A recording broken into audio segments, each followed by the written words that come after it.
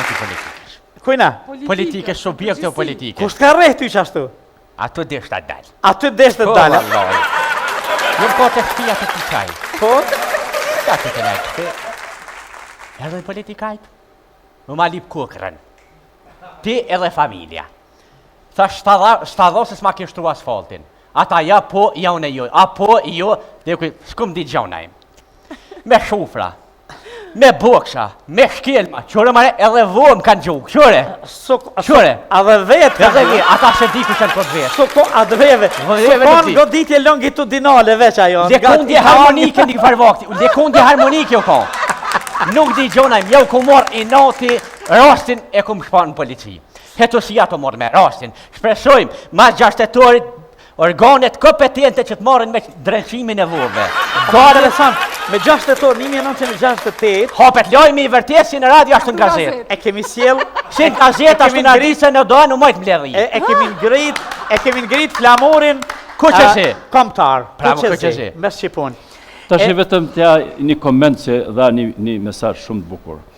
E ke parasysh ky tha asfalt e tjera. Ne 20 vjet të fundit kemi ndërtuar vetëm tulla dhe asfalt.